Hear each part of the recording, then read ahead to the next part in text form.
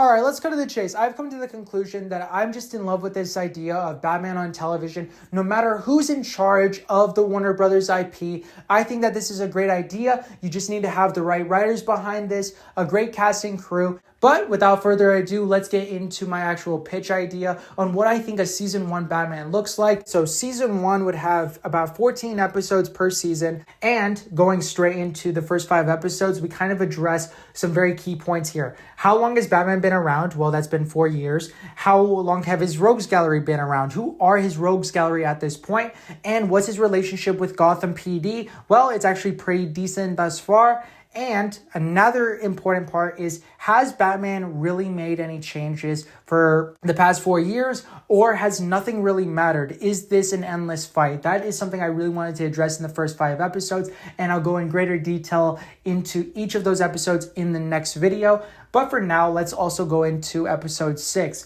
Episode 6 is very important because that is the death of Dick Grayson's parents, and the next couple of episodes focus on him bringing his parents' murderers to justice. I think that is very important to this character, and by the end, he does become Robin. We get to see him in his whole little outfit and everything like that. I think that that's the perfect conclusion for what I wanted for season 1.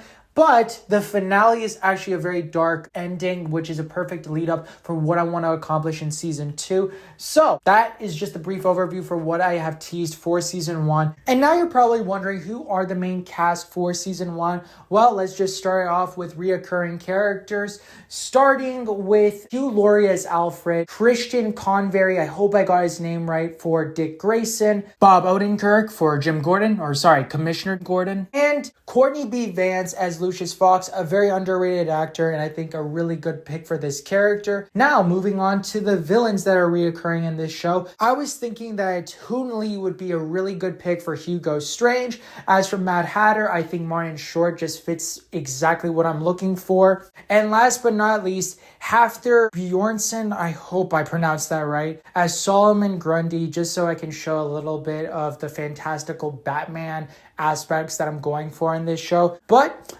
that's about it. That is just a sneak peek of what I have for my Batman pitch. And don't worry, in the next video, you will find out who is going to play Batman, as well as the big baddie and all the other characters that I have planned for season 1. But if you liked what I did here, please like and subscribe. Be on the lookout for more of my videos. And let me know your perfect casting for Batman and all of his characters down in the comments below. But as always, watch, connect, and grow.